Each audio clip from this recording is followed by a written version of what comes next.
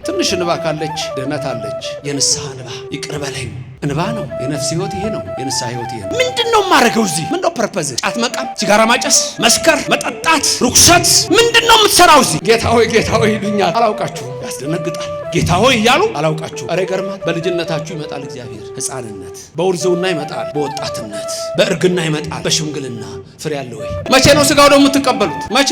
ቆይ አንድ ትንሽ የቀረች ነገር አለ ይላል። ምን እንደሚቀር ማታ ቅዳሜ ማታ ቲክቶክ እስከ ሌሊቱ 8 ሰዓት ወሬ፣ ዝሙት፣ ከንቱ ነገር፣ መለፍለፍ፣ ንትርክ። ከዛ በኋላ እሑድ ጠዋት የለህም፣ ቅዳሴውን ቄሱ አሐዱ አብ ሲል የለህም፣ ቁርባኑ ላይ የለህም፣ እስመ ኃያል አንተ ላይ የለህም፣ ተኝተሃል። የት ነው ያለው? እኔና ለእናንተ ለበሽተኞቹ የከብቶች በረት መካከል ተወለደ።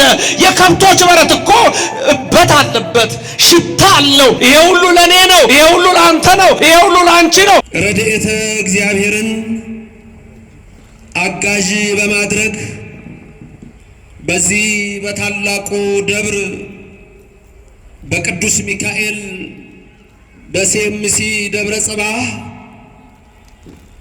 የምንማርበት የትምህርታችን ርዕስ በዚች ዓመት ደግሞ ተዋት በሚል ኃይለ ቃል ይሆናል።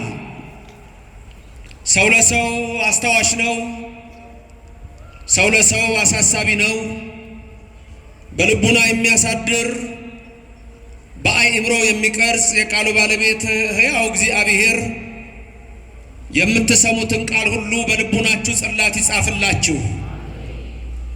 ለእኔም ለምናገረው ማስተዋልና ጥበቡን እንዲያድለኝ ሁሉ ጊዜ በጸሎታችሁ የቃሉን ደጅ እንዲከፍትልኝ አስቡኝ። የቃል የሚሰማችሁ ሁሉ ሐሳብ ሕሊናችሁ በሰማያት ይኑር። ያላችሁበትን ስፍራ እወቁ። የጽድቅንም ቃል ደስ በሚያሰኙ ጆሮዎች አድምጡ። አንድም እንኳ በዚህ ቅጽር የራሱን ወሬ የሚያወራ ሰው ከቶ አይሰማ። ምድርን ባያት ጊዜ እንድትንቀጠቀጥ ለሚያደርጋት ደሴቶችንም ለሚያቀልጠው ኃያልና ብርቱ አምላክ ከዚህ ሰዓት ጀምራችሁ ሁላችሁም ልቡናችሁን ለሰራዊት ጌታ ለእግዚአብሔር አስማርኩ። በዚች ዓመት ደግሞ ተዋት። ቃሉ የመልአክ ነው። ንግግሩ ከእግዚአብሔር ነው።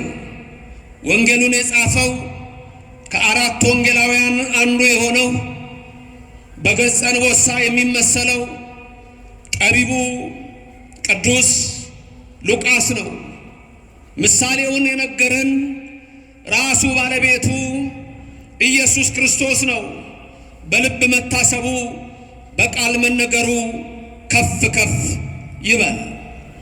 በሉቃስ ወንጌል ምዕራፍ 13 ላይ ከቁጥር 6 ጀምሮ እስከ 9 ያለ ቃል የምታውቁት ቃል ነው። በዚህም በቅጽር ባላችሁት በዚህም ባሉት ወንድሞቻችን ሚዲያ ለምትከታተሉ ሁሉ ባላችሁበት በእኔና በእናንተ ላይ አምላካችን መንፈስ ቅዱስ ይደር። ቃሉ እንዲህ ይላል። አሜን ላላችሁ አሜን ይበላችሁ፣ አሜን ያላሉትን አሜን ያሰኝልን። የሉቃስ ወንጌል ምዕራፍ 13 ከቁጥር 6 እስከ 9 ይህንን ምሳሌ አለ። ለአንድ ሰው በወይኑ አትክልት የተተከለች በለስ ነበረችው። ፍሬም ሊፈልግባት መጥቶ ምንም አላገኘም። የወይን አትክልት ሰራተኛውንም እነሆ ከዚች በለስ ፍሬ ልፈልግ 3 ዓመት እየመጣሁ ምንም አላገኘሁም፣ ቁረጣት፣ ስለምን ደግሞ መሬቱን ታጎሳቁላለች አለው።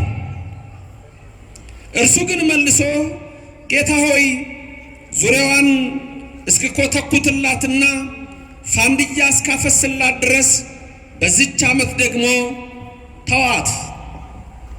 ወደፊት ብታፈራ ደህና ነው፣ ያለዚያ ግን ትቆርጣታለህ አለው። ስለ ቃሉ አምላካችን እግዚአብሔር የተመሰገነ ይሁን። ምዕራፉ ሉቃስ ነው፣ 13 ነው። ወንጌላዊ ማን ነው የሚጽፈው? ሉቃስ ነው። ምዕራፉ 13 ከቁጥር 6 እስከ 9። ስለዚህ ቁጥር 6 ቁጥር 7 ቁጥር 8 ቁጥር 9። የመጀመሪያው ቁጥር 6 ላይ የምታዩት ይህንን ምሳሌ አለ። ለአንድ ሰው በወይኑ አትክልት የተተከለች በለስ ነበረችው። ፍሬ ሊፈልግ መጥቶ ምንም አላገኘም። ባጭሩ ስንት ሰው እየሰማችሁ ነው? ስንት ሰው? አንድ ሰው ምን ነበረው? በለስ ወይን ነበረው። ከዛስ ፍሬ ሊፈልግ መጣ። አገኘ? ወይ ረከበ? አላገኘም። ወሶበ ረከበ? ባላገኘ ጊዜ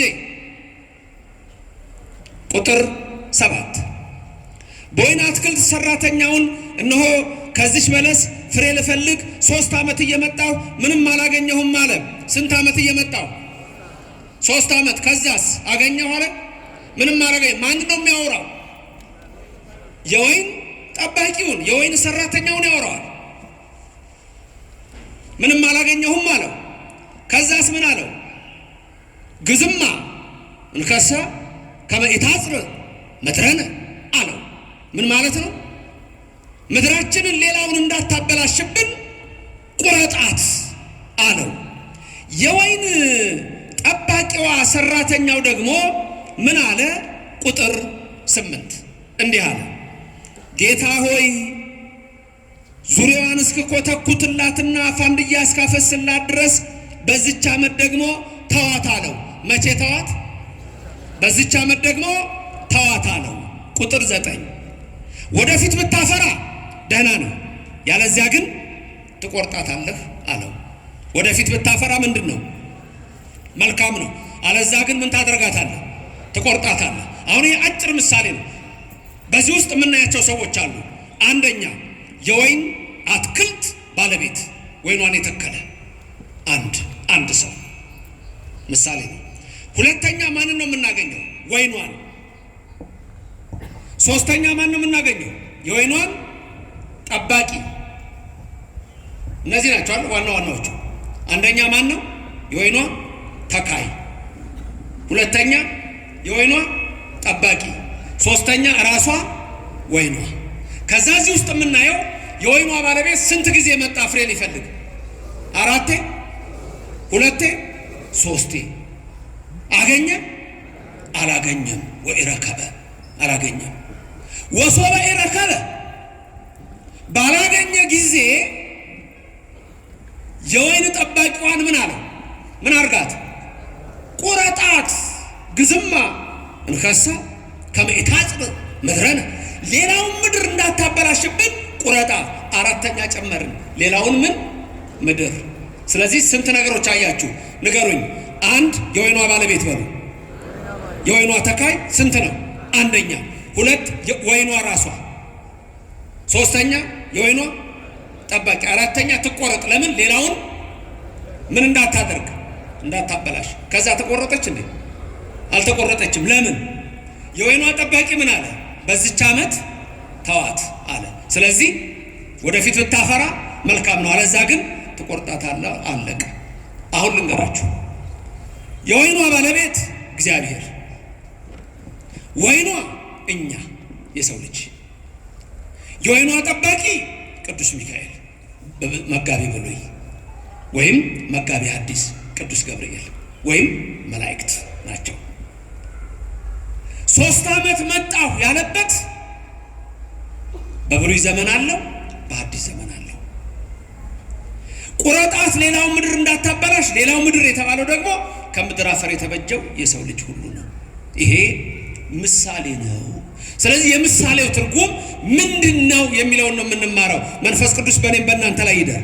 ሲጀምር ገና ምንድን ያለው? ወመሰለ ሎሙ ነው ብሎ የሚጀምረው ምሳሌ መሰለላቸው ይላል። በኢትዮጵያ ኦርቶዶክስ ተዋሕዶ ቤተክርስቲያን ውስጥ ምሳሌ እጅግ አለ፣ ምስጢር እጅግ አለ። እያንዳንዱ የምናደርገው ነገር ምሳሌ አለው። ይሄ ሲምቦሊክ ይባላል። ሲምቦሊክ የሆኑ ነገሮች አሉ። ዝም ብለን የምናደርገው ነገር የለም። ለምሳሌ ስንሰግድ አንድ ሰው ልክ ሲሰግድ ምን ይሆናል? ድፍት ይላል አይደል? ከዛስ ብድግ ይላል። ከዛ ተመልሶስ ይሰግዳል። እንደ ሰገደ ይቀራል ወይስ ይቆማል?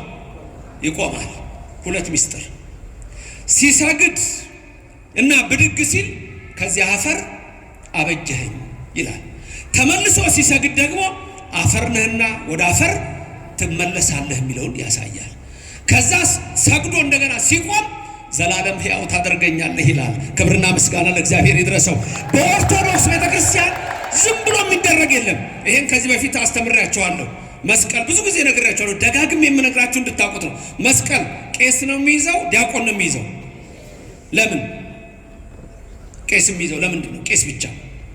እሺ ታቦት ስናከብር ቀሳውስት ናቸው ታቦቱን የሚያከብሩት ወይስ ዲያቆናት ናቸው? ዲያቆን ታቦት መንካት ይችላል? መንበሩን እንኳን መንካት አይችልም ዲያቆን፣ ደፋር ባለጌ ካልሆነ በስተቀር። እንደ አሪዎስ የደፈረ ካልሆነ በስተቀር መንበሩን ታቦቱ የሚቀመጥበትን መንበር ዲያቆን መንካት አይችልም። ተመልከቱ። ይሄ መስቀል የኢትዮጵያን ኦርቶዶክስ ተዋሕዶ ቤተክርስቲያን ሶስቱን ሕግጋት ያሳያል። ሶስቱ ሕግጋት እነማን ናቸው ካላችሁኝ እኒህ ናቸው።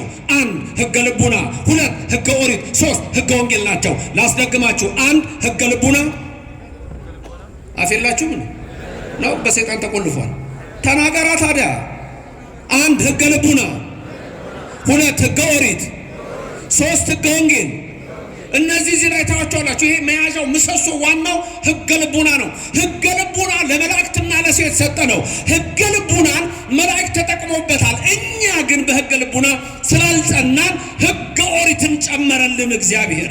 ሕገ ኦሪትን ጨመረና እንደገና ደግሞ ሕገ ኦሪትን ሊፈጽማ ጠላዋን ወደ አካል ሊመልሳት የሰላም አምላክ ኢየሱስ ክርስቶስ ከሰማይ ሰማያት መጣ፣ ወረደ፣ ከድንግል ማርያም በከብቶች በረት ተወለደ።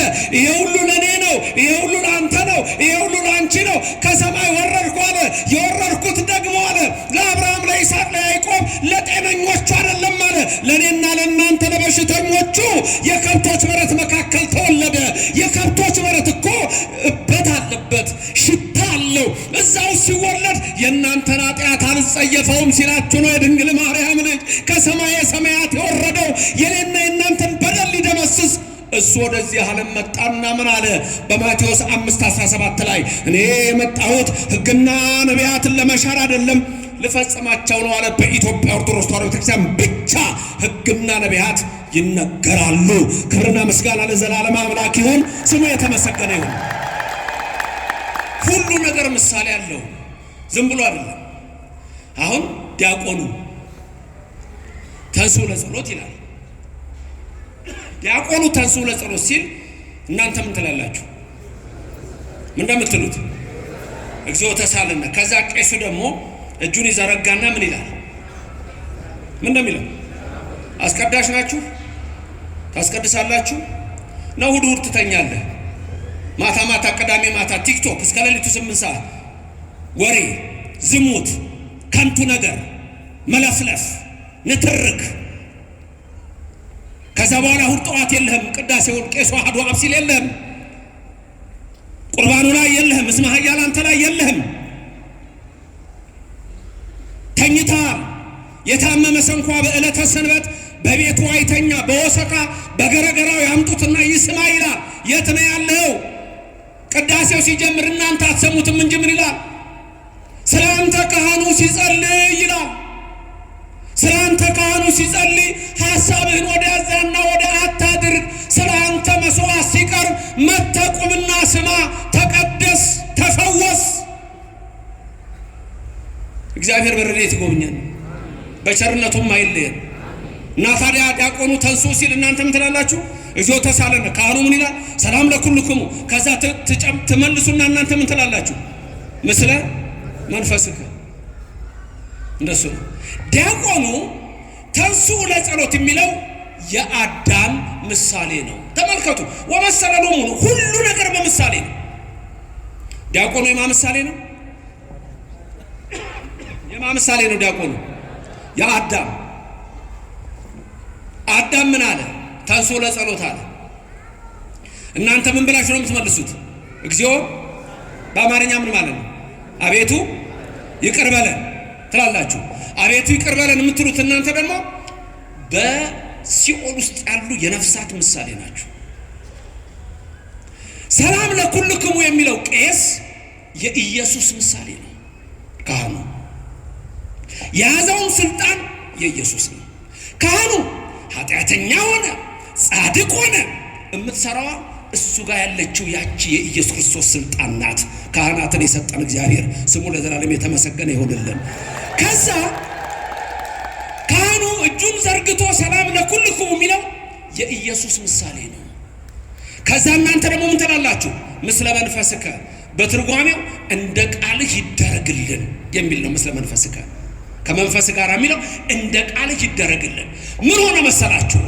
በሐሙስ ዕለት ወበመንፈቀ ዕለት ትወለድ ሞለተ ወለትከ አዳም ሔዋን አድናችኋለሁ፣ ከ5 ቀን ተኩል በኋላ ከልጅ ልጅ ተወልጄ አድናለሁ። ይሄ የት ነው የሚገኘው? ከ81 መጽሐፍ በሆነው በአንዱ በቀለሚንጦስ ነው የሚገኘው። ቀለሚንጦስ ላይ ነው ይሄ ያለው።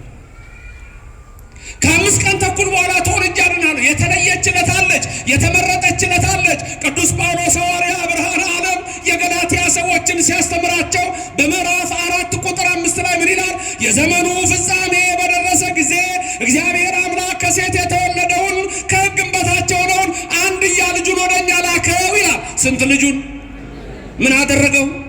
ወደኛ መጥቶ ያዳነን ክብርና ምስጋና ይግባው የዘላለም አምላክ ኢየሱስ ክርስቶስ። አንድያ ልጁን የዘመኑ ፍጻሜ የሚለው 5500 ነው። ከዛ አዳም እችን ዕለት ይጠብቃል። የተፈጠረባትን ያችን ዕለት ዛሬ እኮ ነው አድናለሁ ያለኝ አለና ነፍሳቱ ምን አላቸው? ለጸሎት ተነሱ። ዲያቆኑ ተንሱ ለጸሎት ያለው እሱን ነው። ነፍሳትም ለአባታቸው ለአዳም መልሰው ምን አሉ? ጊዜው እውነት ነውና አቤቱ ይቅር በለን አድነን አድነን አድነን አሉ። ከዛ ኢየሱስ ክርስቶስ ምን አደረገ? እጁን ዘርግቶ አዎ አዳንኳችሁ የዘላለም ሕይወት ሰጠዋችኋል። ስለዚህ ሰላምን ይላል። በተዘጋ መቃብር ገብቶ እጆቹን እያሳየ ሰላም ለኩልኩም አላቸው። ከዛ እናንተ ደግሞ ምስለ መንፈስ ከስትሉ ከሲኦል መውጣት ነው። በቅዳሴ ሰዓት ሁልጊዜ ከሲኦል መውጣት ነው፣ ከመከራ መውጣት ነው፣ ከኃጢአት መውጣት ነው፣ የዘላለምን ሕይወት መውረስ ነው። ለዚህ ነው በመጨረሻ እቱ በሰላም ወደ መንግሥተ ሰማያት ግቡ ተብለን የምንሸኘው። ክብርና ምስጋና ለዘላለም ለሱ ይሆንልን። እያንዳንዱ ነገር ምሳሌ አለው። ይሄ መስቀል ያስኩት ሕገ ልቡና ነው። ዲያቆናይዝም ያልኳችሁ ለመሰላችሁ ከታች 4 ማዕዘን ቅርጽ አላት አይደል? እሷ የታቦቱ ምሳሌ ናት። ለዚህ ነው ዲያቆን የማይዘው፣ ታቦት መንካት ስለማይችል እችን አይዝም። አያችሁ። ከላይ ደግሞ ሕገ ወንጌሉ ነው፣ መስቀሉ ነው፣ ደሙ የፈሰሰበት ነው። ሁሉ ነገራችን እንዲህ ነው። ለምሳሌ ከታቦቱ ወንዶች በስተቀኝ ይቆማሉ፣ ይቀመጣሉ፣ ይቆማሉ። ሴቶች በስተግራ ይሆናሉ። ይሄ ደግሞ ምንድነው? ምሳሌው በኖህ መርከብ ውስጥ የሆነው ነው። ኖህ አጽመ አበውን በመካከል አደረገ። ከዛ በኋላ ወንዶቹን በዚህ ሴቶችን በዚህ አደረገ። ስለዚህ በመቅደሱ ሁሉ ጊዜ ስትቆሙ ወደዚህ ፊታችሁ ሲሆን ሴቶች በምን ይሆናሉ?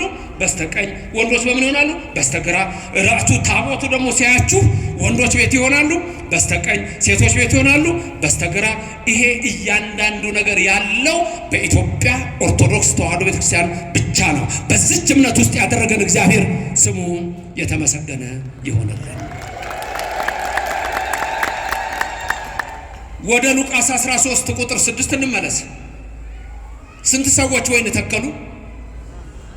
ስንት ሰዎች ወይን ተከሉ አላችሁ?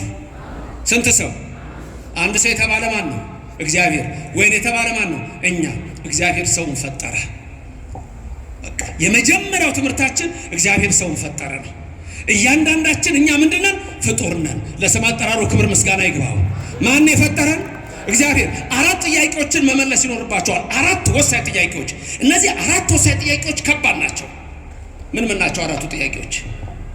ከኔ ቀጥላችሁ ተናገሩ። እኔ ማን ነኝ? መምህር ዘበነ ከኔ ቀጥላችሁ በሉ ነው ያልኩት። እኔ ማን ነኝ? ከየት መጣሁ? እዚህ ምን እሰራለሁ? መጨረሻዬ ወዴት ነው? እነዚህን 4 ጥያቄዎች በጣም ከባድ ናቸው። ያዟቸው። አንደኛ እኔ ማን ነኝ? It's a question of identity ይባላል። It's a question of identity። ይሄ ፊሎሶፊካል ሪሊጂየስ ፊሎሶፊ ነው። ወሳኝ ነገር ነው። Who am I? እኔ ማን ነኝ? ምንድን ነኝ? መልሱ ፍጡር ሰው ነኝ። ምሳሌ መሰለላቸው። አንድ ሰው የወይን አትክልት ነበረችው፣ ተከለ። ይሄንን ምድር ፈጠረ፣ ምሳሌ 9:1 ጥበብ ቤቷን ሰራች፣ 7 ምሰሶች አቆመች፣ ባሮቿን በረጅም ስብከት ላከች፣ ወይኗን ጠመቀች፣ ፍሪዳዋን አረደች ይላል። ጥበብ ቤቷን ሰራች። አንቺ አላት። እግዚአብሔር አንቺ የሚባል አይደለም፣ ግን በእኛ ትምህርት አንተ አቡነ ወአንተ እምነ እንለዋለን። ተናገሩ። አንተ አቡነ ወአንተ እምነ። ምንድን ነው ያላችሁት? አንተ አባታችን ነህ፣ አንተ እናታችን ነህ። ሩህሩህ የሆነ እግዚአብሔር ለስም አጠራሩ ክብር ምስጋና ይግባው። እግዚአብሔር አምላክ ይህንን ዓለም ፈጠረው፣ ይህንን ዓለም ወለደው ልንል እንችላለን፣ ፈጠረው። ስለዚህ ምን ይላል ሶሎሞን በጻፈው መጽሐፍ? ጥበብ ቤቷን ሰራች ማለት ጥበብ እግዚአብሔር ጥበብሰ መድኃኒነ ውእቱ ይላል። የኤጲፋንዮስ ቅዳሴ ሲቀድሱ ስትሰሙ ጥበብሰ መድኃኒነ ውእቱ አለ። ጥበብሰ መድኃኒነ ውእቱ ዘቤዘወነ እንዲህ ያለ ይላል ቄሱ።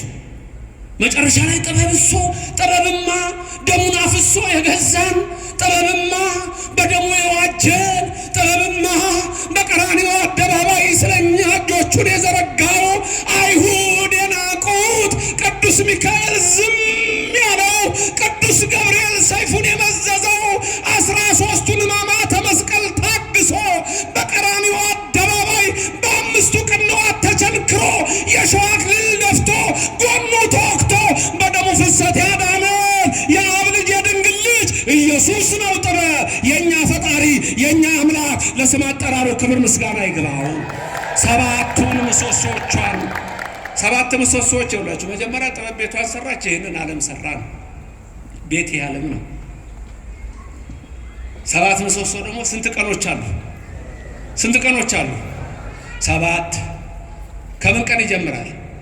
እሁድ 1፣ ሰኑይ 2፣ ሰሉስ 3 እያለ አይደል የሚቀጥለው እስከ ቀዳሚት ሰንበት ድረስ። ፍጥረት የጀመረው መቼ ነው? እሁድ ቀን። ስንት ናቸው? 7። የኢትዮጵያ ፊደል ስንት ነው መሰረቱ? 7። ስትማሩ ምን ነበር የምትሉት? ህፃኑ ናቸው የተማረ ቄስ ትምህርት ቤት የተማረ እስቲ ቄስ ትምህርት ቤት የተማረ ሌላው ውሃ ተገልብጦ በሆነበት ዘመን ነው የተማረው ማለት ነው። ምን ነው እያላችሁ የተማራችሁት? ሀግዕዝ ሁካዕ ሂሳልስ ንገሩኛ። ሀራብ ሄሃምስ ህሳድስ ሆሳብ አይደል? እንዴት ያይዘን ልጆች ሆነን በቃ መርጌታ ጽጌ ጋኛ የንታረገው ናቸው ፊደል ያስቆጠሩኝ አባ ሰላም ስንጀምር እንዴት ያይዘ በቃ ሀግዕዝ ሁካዕ ሂሳልስ እንላለን። ሀ 1 ማለት ነው። ሁ 2 ማለት ነው። ከዛ 7ቱን ምሰሶቿን አቆመች። 7ቱ ዕለታት 1 ሰንበት። እነዚህ ዕለታት እየተቀያየሩ ወራት አውራህ ከዛ ወደ ዓመት ይሄዳሉ። የሚገርም ግን ልንገራችሁ፣ ፊደሉ ዲሲማል ፖይንት ሁሉ ልታወጡ ይችላላችሁ። ለምሳሌ ሀ 1 ነች፣ ሁ 1.2 ነች፣ ሂ 1.3፣ ሀ 1.4፣ ሄ 1.5፣ ህ 1.6፣ ሆ 1.7። ለስንት ነች? 2። ሉ 2.2፣ ሊ 2.3። እንዴ ቤተ ክርስቲያን ትምህርት እናንተ ግሩም እኮ ነው። ፊደላችን ራሱ እኮ ሚስጥር ነው። ቆይ ሌላ ልንገራችሁ እንጂ ገና ጨምርላችኋለሁ። መንፈስ ቅዱስ በእኔም በእናንተ ሄደ። ሀ የማ ምሳሌ ነው? የአብ። ሀ የማ ምሳሌ ነው? የአብ። ሁ የማ ምሳሌ ነው? ቀጥሎ የወልድ። ትንሽ ከነገሯችሁ መሄድ እኮ ነው እናንተ። ሂ የማ ምሳሌ ነው? የመንፈስ ቅዱስ ምስጢረ ሥላሴ። ሀ የአብ፣ ሁ የወልድ፣ ሂ የመንፈስ ቅዱስ። ሀ ራብ የምስጢረ ሥጋዌ። ተመልከቱ፣ 7ቱ ምስጢራት፣ 7ቱ ዕለታት። ሀ ራብ የምስጢረ ሥጋዌ፣ ሄ የምስጢረ ጥምቀት። ሚስጥራቱን አታውቁም እንዴ? ነው አልተስማማችሁም? አልተስማሙም እንዴ? መምህር አልተስማሙኝም እንዴ? ሰዎች እየተስማሙ ነው። እየነገርኩ ነው ለመምህራችሁ። ሃይማ ምሳሌ ነው። ንገሩኛ። ያ ሁ ሂ ሃ ምስጢረ ሥጋዌ ሄ ምስጢረ ጥምቀት ህ ምስጢረ ቁርባን ሆ ምስጢረ ትንሣኤ ሙታን። ኦርቶዶክስችና ተዋህዶችና ክርስትናችና በእያንዳንዱ ነገር የፊደል ትምህርት ረቂቅ ነው። በዚህ ቤተ ክርስቲያን ያደረገን ስሙ የተመሰገነ ይሁን። ስለዚህ እግዚአብሔር ኢየሱስ ክርስቶስ ምን አለ? አልፋ ወኦ እኔ ነኝ አለ። አልፋ ኦ አልፋ ኦሜጋ የግሪኩ ነው። በእኛ አልፋ ወኦ ነው። አልፋ አሌፍ ነው። አሌፍ ከሱ በፊት ምንም ፊደል የለም። ከአ በፊት ምንም ፊደል የለም። ከሀ በፊት ምንም ፊደል የለም። አልፋ እኔ ነኝ። ከኦ በኋላ ምንም ፊደል የለም።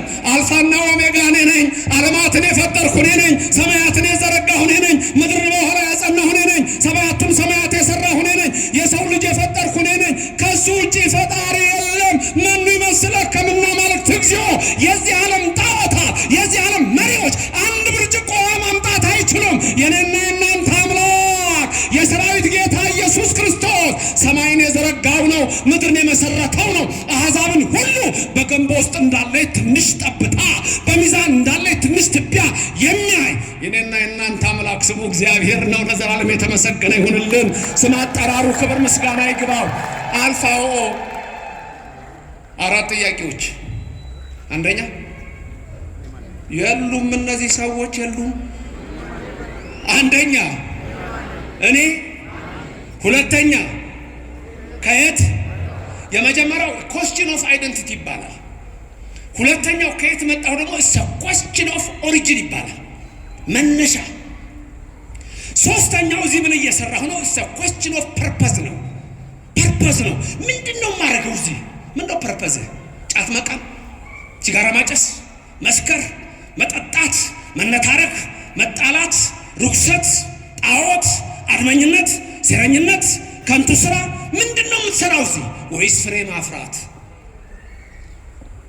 the question of purpose ምን እንደማደርገው እዚህ። አራተኛው ጥያቄ መጨረሻዬ ወዴት ነው? the question of destination ነው። እነዚህ አራት ጥያቄዎች በትክክል መልስ የሚያገኙት በኦርቶዶክስ ተዋህዶ ቤተክርስቲያን ነው። ማነኝ? ፍጡር። ከየት መጣሁ? ከፈጣሪ። እዚህ ምን እሰራለሁ? አዳምና ሔዋን ሳቱ፣ መጣሁ። ከዚህ በኋላ ደግሞ የሚያድነኝ አምላክ አለኝ። መጨረሻዬስ ወዴት ነው?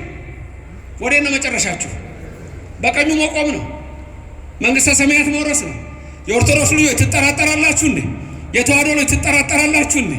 ልንገራችሁ፣ በጣም ደስ የሚል ነገር ልንገራችሁ። ከመቃብር ስንነሳ በትንሣኤ ዘጉባኤ ማቴዎስ 25:31 ላይ የሰራዊት ጌታ ኢየሱስ ክርስቶስ እሱ እግዚአብሔር እልፍ አላፋት ከሆኑት መላእክት ጋር ይመጣል ይላል። እልፍ አላፋት ከሆኑት ምን ጋር? መላእክት ጋር። እኔና እናንተ በትንሣኤ ዘጉባኤ እጃችንን ይዞ የሚያነሳ አንድ መልአክ እንዳለ ታውቃላችሁ? ስሙ ማን ነው? እሱ መልአክ ስሙ ማን ነው? ኧረ ትንቢተ ዳንኤል ምዕራፍ 12ን ተመልከቱ። በዛ ሰዓት ይላል ዳንኤል ሲናገር፣ በዛ ሰዓት እነሆ ሙታን ሁሉ ይነሳሉ፣ ትንሣኤ ዘጉባኤ ይሆናል። እኩሌቶቹ ለዘላለም እረፍት ነው የሚነሱት፣ እኩሌቶቹ ግን ለዘላለም እፍረት ነው የሚነሱት። እኩሌቶቹ የሚነሱት ለሕይወት ነው፣ እኩሌቶቹ የሚነሱት ለሞት ነው፣ እኩሌቶቹ የሚነሱት ለሐሴት ነው፣ እኩሌተኞቹ የሚነሱት ግን ለሐዘን ነው። ወየው ይላሉ አለ ያዕቆብ ዘስሩግ። የዛን ጊዜ ወየው ይላሉ እናት የሴት ልጇን ድምፅ የማትሰማበት ሰዓት ይላል ያዕቆብ። ያ ደግሞ የዮዳሄ ልጅ ዘካርያስ ሲነግረን በትንቢቱ ምዕራፍ 14 ላይ አዎ የሰራዊት ጌታ እግዚአብሔር ይመጣል። የሰራዊት ጌታ እግዚአብሔር ሲመጣ እግሮቹ በደብረ ዘይት ተራራ ይረግጣሉ። የደብረ ዘይት ተራራ ያረገበት ነው። የደብረ ዘይት ተራራ የኖረበት ነው። የደብረ ዘይት ተራራ ሲያርግ እነሆ ሐዋርያቱ እያዩት ይሄ ወደ ላይ ሲወጣ እያችሁት ተመልሶ እንደገና ለፍርድ ይመጣል አለ።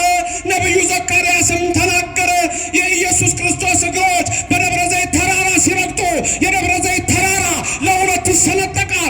አንድ ወደ ምስራቅ፣ አንድ ወደ ምዕራብ። ያ ሰዓት አስጨናቂ ይሆናል አለ። ታዲያ ዳንኤል ምን አለ? የተዋሕዶ ልጆች፣ ኦርቶዶክስ ልጆች በዛ ሰዓት አለ መልአኩ ሚካኤል ይመጣል፣ እጆቻቸውን ይዞ ያነሳቸዋል። ክብርና ምስጋና ለእግዚአብሔር ይድረሰው፣ ስሙ የተመሰገነ ይሁን።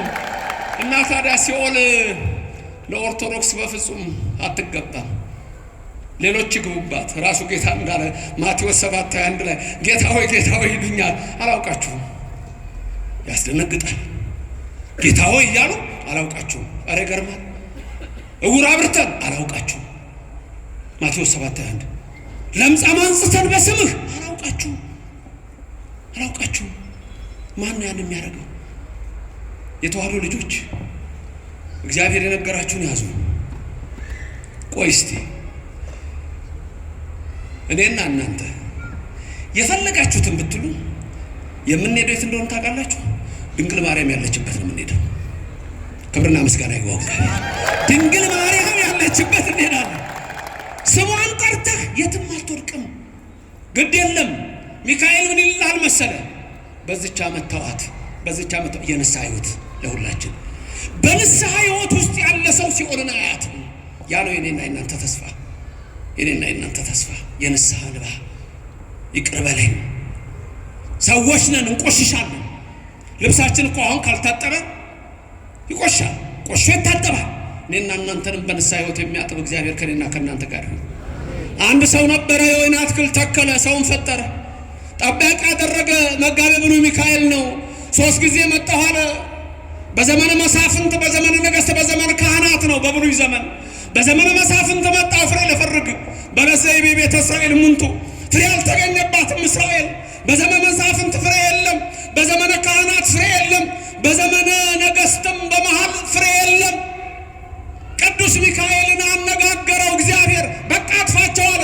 ሚካኤል መልአክ ደግሞ ለመነው፣ እባክህ በዚያ መተዋቸው፣ አታጥፋቸው፣ እስቲ ልራዳቸው፣ ተራድቼ መልካም ላሰራቸው አለ። እኔና እናንተን መልካም ያሰራን መልአኩ ገብርኤል፣ መልአኩ ሚካኤል ከኛ ጋር። መጋቤ ሐዲስ ገብርኤልም ነው። 3 ጊዜ መጣሁ አለ። ኢየሱስ ክርስቶስ ስንት ዓመት አስተማረ? 3 ጊዜ። 3 ዓመት 3 ዓመት ባስተማርኩት ትምህርት ፍሬ ጠፋ አለ። 3 ጊዜ መጣሁ አለ። በልጅነታችሁ ይመጣል እግዚአብሔር፣ ሕፃንነት፣ በውርዝውና ይመጣል፣ በወጣትነት፣ በእርግና ይመጣል፣ በሽምግልና። ፍሬ አለ ወይ? አንዳንድ ሰዎች ሽማግሌ ከሆኑ ጽድቅ መስራት ያለባቸው አይመስላቸው። እኔ አንዴ ትዝ ይለኛል፣ ድሮ እዚሁ እያለሁ ነው፣ ድሮ ሳስተምር አንድ ቀን ወደ ገነተ ጽጌ ቅዱስ ጊዮርጊስ ሲሄድ እድሜያቸው ትልልቅ ሰዎች ናቸው። እንደዚች መውጫው ላይ ጊዮርጊስ ሼል ነገር ነበረ፣ የዛሬ ምድር አያድርገውና እንዲህ ሼል ነበር መውጫው ላይ። እንደዚህ ባቅላባ ቤት አለ። ከዛ ወደ ላይ ሲወጣ የሆነች ማደያ ብቻ አለች እና ወደዛ ጋር ሽማግሌዎች ቁጭ ብለው ብር ይዘው ይጫወታሉ። ሞላ ጎደለ ይጫወታሉ። ሽማግሌዎች እኮ ናቸው። ጊዮርጊስ እዛ አሁን ትምህርት የተሰጠ ሞላ ጎደል በምን እንደሚጫወቱ ታውቃላችሁ? በሚመጣው መኪና የመጨረሻ ታርጋ ቁጥር። ሽማግሌዎች ሽማግሌ በመሆን አድንም፣ ሕፃን በመሆን አድንም፣ ወጣት በመሆን አድንም። በንስሐ ሕይወት ነው የምትድነው። ለእግዚአብሔር እኮ ሁላችሁም አንድ ቀን አልሞላችሁም። ማቱሳላ እንኳ 969 ዓመት የኖረው አንድ ቀን አልሞላም በእግዚአብሔር ቁጥር። ሁሉም ሕፃን ነው በእግዚአብሔር ፊት። 3 ጊዜ መጣው። በሕፃንነት ፍሬ ይፈልግባል አለ ሆይ? በወጣትነት ፍሬ ያለው የለ ወጣ ይላል። የት አለ ወጣት? የት ነው ወጣቱ ያለው? የት ነው ያለው? ደግሞ ነገርኳችሁ፣ ቅዳሴ ነው፣ የእግዚአብሔር በረከት ነው። ስጋው ደግሞ ያልቆረበ ሁሉ ያልተቀበለ ሁሉ ወዴት ነው? እንዴት ነው መንግስተ ሰማያት የሚገባው? መቼ ነው ስጋው ደግሞ የምትቀበሉት? መቼ? ቆይ አንድ ትንሽ የቀረች ነገር አለ ይላል። ምን እንደሚቀርህ? ጻድቅ እሆናለሁ ብለህ ከሆነ ከዚህ በፊትም ነግሬያችኋለሁ፣ እስከምትሞቱ ድረስ ጻድቅ አትሆኑም። ቁርጣችሁ ነው ቁጥ እንዳይቀየሙኝ መምህራን ካህናት አይሆኑም። እስከሚሞቱ ጻድቅ አይሆኑም። መቼ ነው ግን ጽድቅ የምናገኘው? በንስሐ ሕይወት በየቀኑ ስንታደስ፣ በየቀኑ ስንታደስ መሐሪ ነው እግዚአብሔር። ይመረናል፣ ሁላችንን ይማረን። ስለ እናቱ ብሎ ይማረን፣ ስለ ቅዱስ ሚካኤል ብሎ ይማረን። 3 ዓመት መልአኩ እኮ ምን አለ? እስቲ ተዋት በዚች ዓመት ልራዳ። ታዲያ ሚካኤል ሲራዳ፣ ገብርኤል ሲራዳ፣ አንተ የኦርቶዶክስ ልጅ፣ አንቺ የተዋሕዶ ልጅ ሲኦል እንደማታዋት ይሄንን እመኑ። ክብርና ምስጋና ለእግዚአብሔር ይድረሰው። በንስሐ ሕይወት ውስጥ ጸንታችሁ ካላችሁ ወኢረከኩ ያለው በእናንተ ዘንድ አይሰራም። ስጡ፣ ፍሬ አምጡ።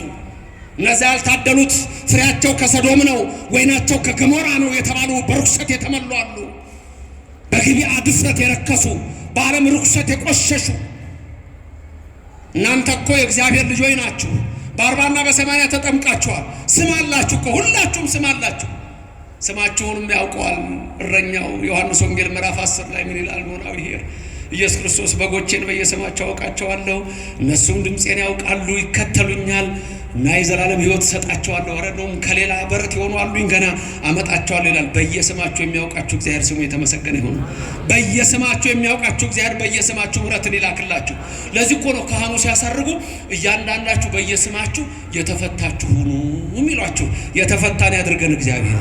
3 ዓመት መጣሁ ፍሬ ልፈልግ አጣሁ አለ። አይጣባችሁ እግዚአብሔር። ፍሬ በእጃችሁ ይሁን፣ በልቦናችሁ ይኖር፣ ባይኖራችሁም ይኖር። ያም የንስሐ ሕይወት ነው።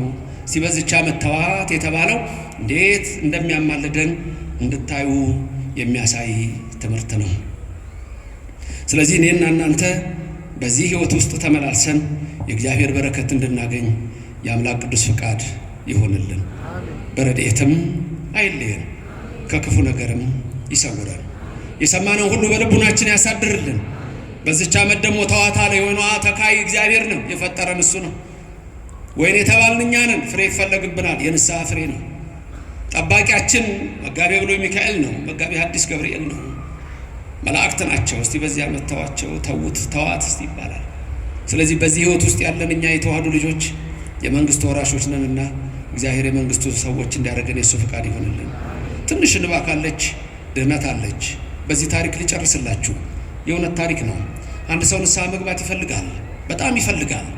ፍሬ ያፈራ ዘንድ በቃኝ አለ። በቃኝ፣ የዓለም ነገር በቃኝ፣ ንስሐ ልግባ አለ። ወደ ነፍስ አባቱ ሊሄድ ቆረጠ። ሌሊት ሊነሳ ሲል ለነፍስ አባቱ እመቤታችን ተገለጠችለት። እመቤታችን ተገለጠችና ጽዋ ሰጠችው። አንድ ሰው ይመጣል ወደ አንተ፣ የእሱ ንስሐ ነው፣ ይህን ጽዋ ውሃ ሙላ በለው። በቃ ልክ እመቤታችን ይሄን ብላው ያ ሰው ደረሰ ወደ ነፍስ አባቱ። አባቴ ኃጢአቴ በደሌ የበዛ ነው፣ ቀኖና ስጠኝ አለው። እሺ ልጄ ያንተ ቀኖና ይሄ ነው፣ እችን ጽዋ ውሃ ሞልተና አለው። በቃ በዚህ ነው የሚምረኝ አለ። አዎ በዚህ ነው የሚምርህ አለው። ደስ አለ። ታዲያ ከወንዝ ነው የምትቀዳው አለ። እሺ ወደ ወንዝ ሄደ። ሲሞላት አትሞላም፣ ቀርታለች ትንሽ።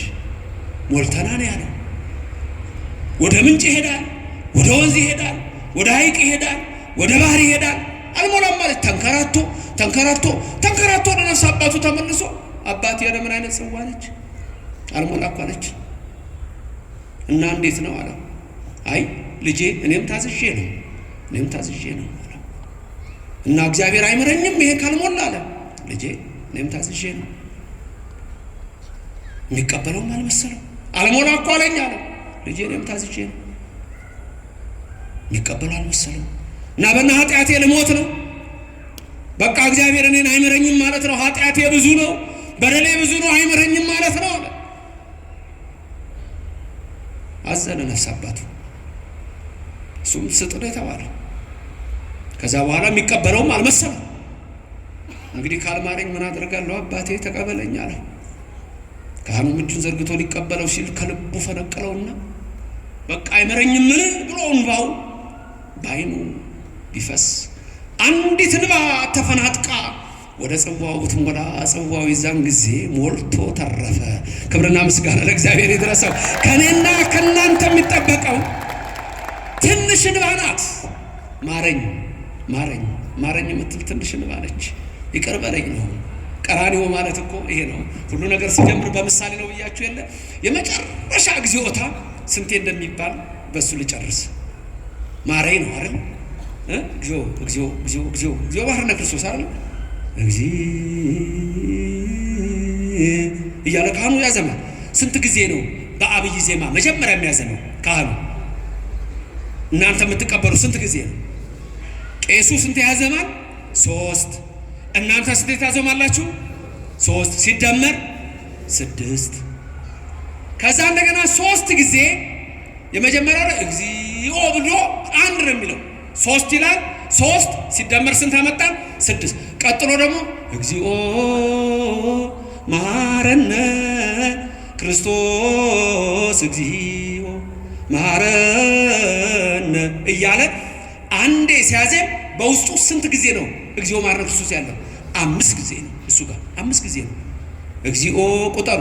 እግዚኦ መሐረነ ክርስቶስ እግዚኦ መሐረነ ክርስቶስ እግዚኦ እያለ መሐረነ ክርስቶስ እግዚኦ መሐረነ ክርስቶስ እግዚኦ መሐረነ ክርስቶስ እግዚኦ 5 ጊዜ። ስንቴ ይለዋል? 3 ጊዜ። 3 ጊዜ 5 ስንት ይመጣል? 15። እናንተም 3 ጊዜ ስንት ትላላችሁ? 3 ጊዜ 5 ስንት? 15። 15 የቄሱ 15 የእናንተ ሲደመር ስንት ይመጣል? 30። ከፊት ስንት አለችን? 6።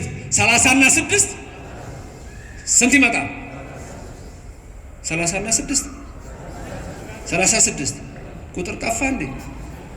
ቁጥር ድሮ እኮ ቁጥር ስም ሁሉ እኮ እስከ ሚሊዮን ነበር። ሚሊዮን እኮ ትልቅ ስም። አሁን እኮ ሚሊዮን ትርጉም አጥቷል። ኢትዮጵያ ውስጥ ነው። ሌላ ቦታ አላጣም። የትኛውም ዓለም አላጣም። ሚሊዮን ኢትዮጵያ ውስጥ ነው ያጣ። ምሕረቱን ይመልስልን። ስንት አመጣን ቁጥሩን? መጀመሪያ ቄሱ ስንት? 3።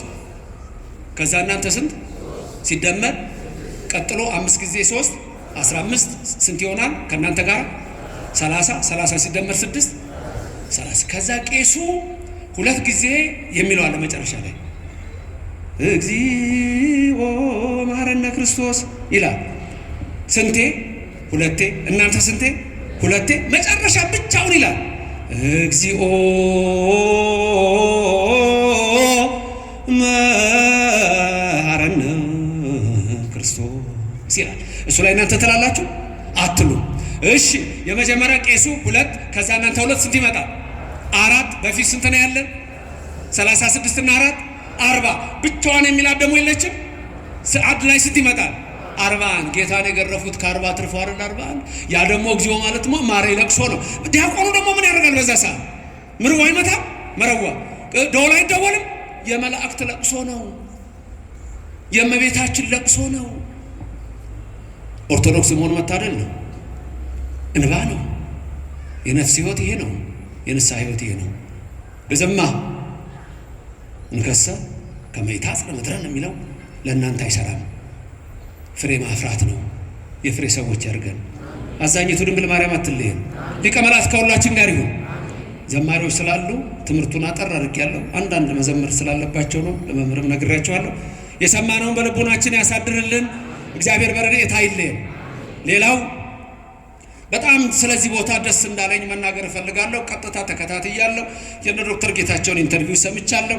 ይሄ ቦታ ገና ሲጀመር ጀምሮ በዚህ ቦታ ላይ ለአገልግሎት መጣበት ስለነበር ይሄንን የመሰለ መቅደስ፣ የእግዚአብሔር ማደሪያ፣ የሥላሴ መገለጫ መቅደስ ስሩልኝ ብሎ እንዲህ አድርጋችሁ የሰራችሁ በዚህ እጃችሁ የገባ በጠቅላላ የእግዚአብሔር መንግስት ወራሾች ክብርና ምስጋና ለሥላሴ ይሁን። አመስግኑት እግዚአብሔርን። እግዚአብሔር የተመሰገነ ይሁን። ደግማችሁ አመስግኑት። እግዚአብሔር ይመስገን። ሰልሳቸው አመስግኑ። እግዚአብሔር የተመሰገነ ይሁን። እጅግ የሚያስደስት ነገር ነው። እኔ ከመጀመሪያው ጀምሮ በልማት ኮሚቴ ከካህናቱ ከምን ሁሉ ነው የማውቀውና ይህንን ያሳየን እግዚአብሔር ስሙ የተመሰገነ ይሁን። ለፍጻሜ ያበቃን የተመሰገነ ይሁን። ድሮ ወንድሞቻችን ምን ይሉ ነበር? እናንተ መቅደስ ስሩ እኛ እንወርሳለን ይሉ ነበር። አሁን ግን የተገላቢጦሽ ነው። አሜሪካ እኛ የፕሮቴስታንቱን ቸርች እየገዛ ነው። አውሮፓ የካቶሊኩን እየገዛ ነው። አሐዱ አብ እየተቀደሰበት ነው። ድንግል ማርያም እየተነገረችበት ነው። የእግዚአብሔር ታቦት እየገባበት ነው። አመስግኑት እግዚአብሔርን ከፍ ባለ ድምፅ። ስሙ የተመሰገነ ይሁን። ቀንድ አደርግሃለሁ ጭራ አላደርግህም ያለ እግዚአብሔር የተመሰገነ ይሁን። ኃይል ፊት ነው የማደርገው አላደርግህም ያለው እግዚአብሔር የተመሰገነ ይሁን። ይሁን የመሰለ መቅደስ ሰጠን። ስሙ የተመሰገነ ይሁን። ክብር ምስጋና ይግባው። ይሄ መቅደስ ሲሰራ ሰምቻለሁ። ወደ 20 ሚሊዮን ብር ዕዳ አለ ገና። እንደገና ደግሞ ይሄ ገና ሁሉ ብዙ ነገር የሚፈልግ ነው። ብዙ ነገር ይፈልጋል። ስለዚህ እኔ ባጭሩ እምላችሁ በምትችሉት ሁሉ በተለይ እዚህ ውስጥ እግዚአብሔር ደግሞ ገንዘብ የሰጣችሁ ሰዎች ንቅረቡ። ምንድነው የቀረው በሉ። 20 ሚሊዮን ብር ዕዳ፣ እንደገና ደግሞ ገና ያልተሰራ ብዙ ነገር አለ።